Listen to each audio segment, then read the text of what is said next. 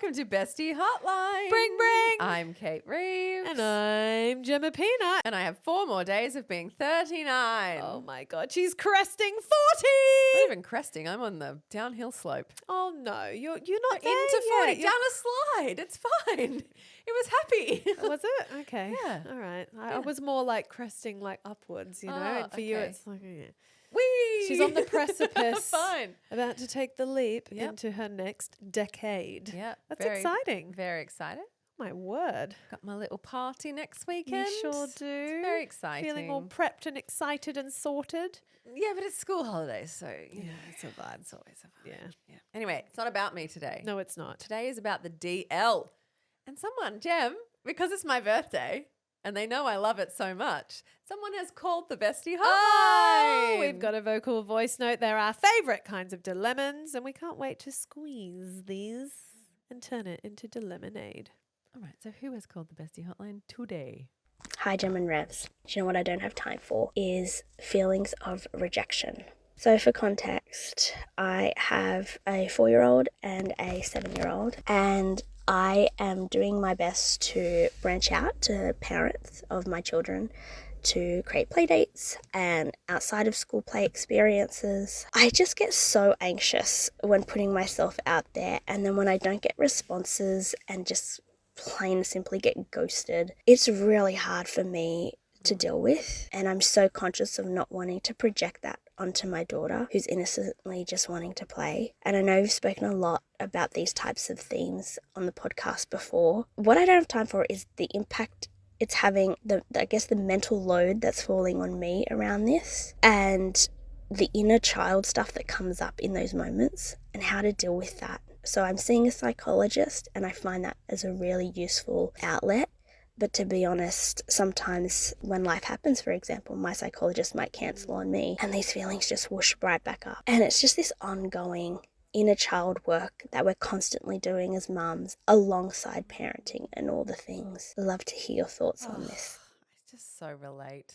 I'm just so happy that she's working with a psychologist. Yes, there's some flaky scheduling going on, which can be her undoing. Completely understand. Don't we all know that devastation? Yeah, but we really are reparenting ourselves through the experience of parenting our children, and inner child stuff can flare up something fierce. I feel like being a mum every single day, you are confronting your inner child, whether you know it or not. They'll do something or say something or act in some way that triggers something, and you're like, suddenly you're off like a rocket. Or your parents. Or your parents Can trigger that inner child. When you become a parent and you see yourself, or your kid turns a particular age and you're like, hang on a second, and you start reflecting on your own childhood experiences, it can be rough, and nothing prepares you for it. And actually no one tells you about that. Like, not a single person said to me, oh, when you become a parent yourself, you might be kicked in the head and sideswiped and sledgehammered with some inner child stuff that you weren't prepared for. Totally. But that's okay. What's the point, right, of hearing that? Because what are you going to do with it? However, back to our What a DL. journey, Chummy. I know. What a journey. I just really feel for our DL, her feelings of rejection. Yeah. And do you know what? Nothing brings that up more than an unresponded to message, especially in a group chat. Okay, so I'm really glad she's brought this, because I have been thinking in my night thoughts lately. We talk a lot on this podcast about the magic that is female friendship, and it is. There is no greater love. There is nothing more powerful and beautiful, nothing more healing, nothing more wonderful. Some of the biggest joy and love in my life is with my women friends. But however, there's 2 sides of this coin. There is. And just as it can be the highest high and the deepest love, it can also be the most intense, complicated, complex pain and rejection when those friendships, even ones who haven't started yet, but when those complex female dynamics aren't good, nothing hurts more, you know?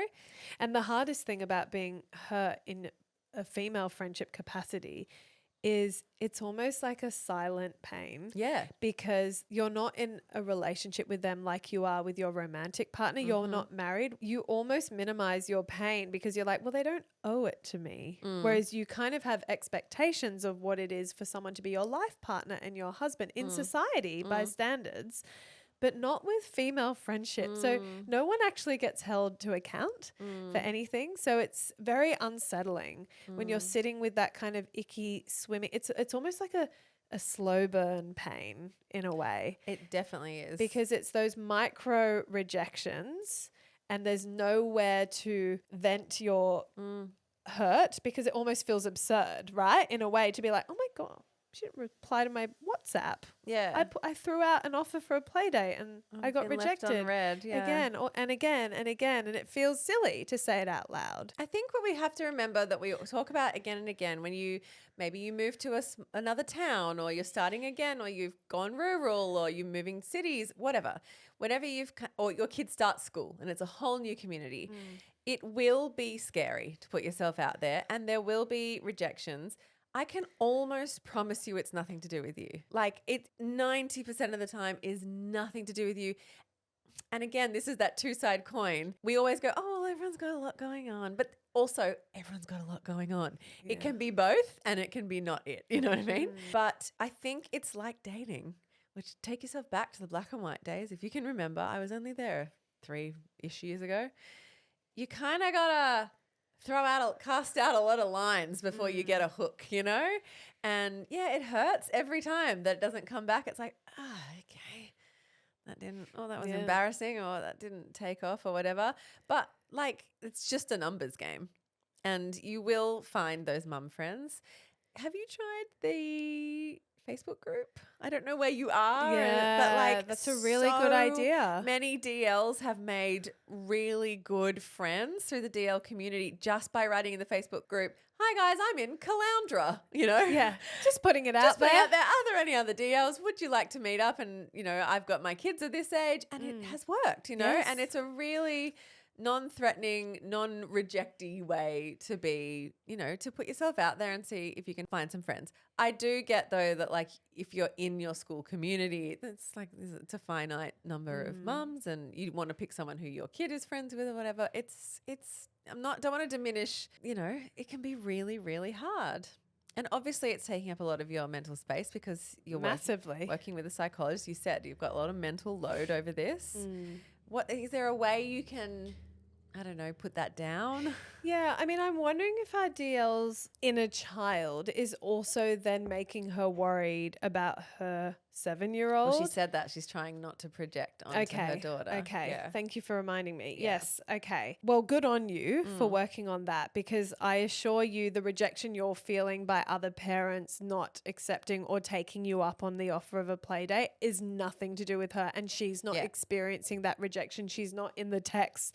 You know, obviously, and I do this as a parent, but it's your responsibility to not get their hopes up. Like, often when I've organized play dates for my kids, I don't always tell them about it until it's completely locked in, and I'll confirm on the day. Yeah. Like, they're a little bit on a need to know basis with stuff, because I've made that mistake before where I've got my kid really excited about catching up with something and then it gets cancelled, or, you know, for whatever reason. And that's not to blame the other family, but then I'm dealing with a devastated child who then doesn't have a friend. And then I'm like, wow, my parenting load has now quadrupled in this moment. So I'm glad that she's working on that. Her daughter is fine. Like, kids love spending time with you, their dad, your sibling, whatever. Yeah. Yeah. But I can understand the trigger 100%. Oh, well, I definitely can. Yeah. Famously cried on this podcast very recently about a bullied inner child. Yeah. Or like feeling rejected. Like, it's very real. If these things happen to us when they're little, they leave their mark. It's a real imprint, you know?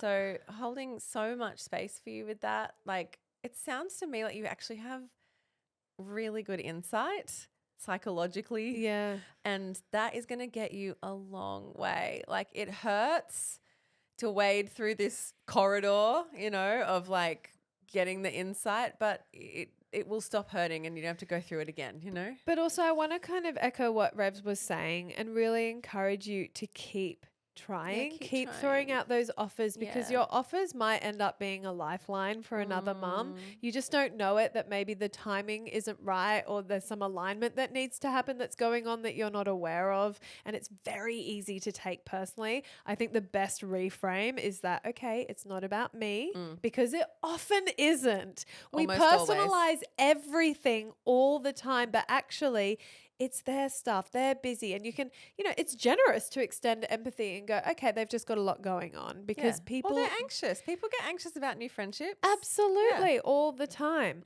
But I love the reframe of look at it like dating Yeah. and just keep throwing out the line. Well, very few people go, "Oh, I've tried dating. It was too rejecting. I can't do that." You keep at it, because we all. Or there's no expectation with dating that the first 3 dates are going to go well and Yeah. I'm going to find my perfect Mr. Someone. Yeah. Like there's no guarantee of that. In fact, I think most people go into dating online, from what I've heard, with okay, gonna let's be a give this a time. go. It's going to be a time. Yeah. I've got to be open. I know it's going to be work. I'm going to waste a lot of foundation. I might end up spending money. I might have to sit through the most batshit fucking boring conversations. Yeah. Or I might have great chemistry and then Yeah. he ghosts me. But you get good at it. Yeah, you like do. to sort of stick with this online dating or dating analogy. Like I remember with Revsy, she started to understand, okay, I worked out really quickly that person wasn't for me. And Yeah. instead of wasting my time, I could kind of end it. Well, I guess with friendships, sometimes if you find someone that you really vibe with, you gel with, you like, organize a follow-up. Yeah, I reckon you can try twice. Yes. But I don't think you should try 3 times No, if you've been left but on red. organize a I follow-up. do think twice. Yes. It works. Yeah. Yeah. Because they might have literally just missed it or replied in their sleep. Or I do that all the fucking time. I do try to give people the benefit of the doubt Yeah. in these instances. 3, you start to look like a stalker. We're not going to do that. But, Yeah. but 2 is reasonable. And also, I want to acknowledge and shout out to the people who are really good and comfortable with throwing out offers Yeah. for play dates and not putting up, but like holding space for the people who might be considered flaky in inverted commas, but really they're just a bit of a hot mess or they struggle with organizing their calendar. And, we love those people. Speaking for a friend. Well, I've got a girlfriend where there's an expectation of she may or she may not come. And when she does, it's delightful. And when she cancels last minute, I'm like, oh, that's her. Yeah. I've learned not to take that personally. Yeah. And actually, at one point, we had a really honest conversation about it where I was like, I'm just checking. And she was like, oh my God, no, I would hate for you to think that I'm like not wanting to come. It's, oh my God. Okay. And then she spiraled because she's a sweetheart, hot mess sweetheart. And then she was like, in her chaotic brain, she was like, oh my God, no, on that occasion, I really wanted to come. And I was like, no, it's cool. I was just checking that. And she's like, no. And then we both ended up apologizing. It was lovely. But, when you get insight into people and how they operate, it's very liberating because you actually start to give less fucks and you take things way less personally. It's lovely. Well, good luck to you, Bestie. Please Yeah. jump in the Facebook group. I really feel that you might be able to find some local friends there. And if not, you might have some tips because the DLs are the smartest people on this planet. We know that's true. 100p. Lean on them. And as always, we'll be back in your ears bright and early on Tuesday with a regular episode. Till then, Bye-bye. have a good weekend.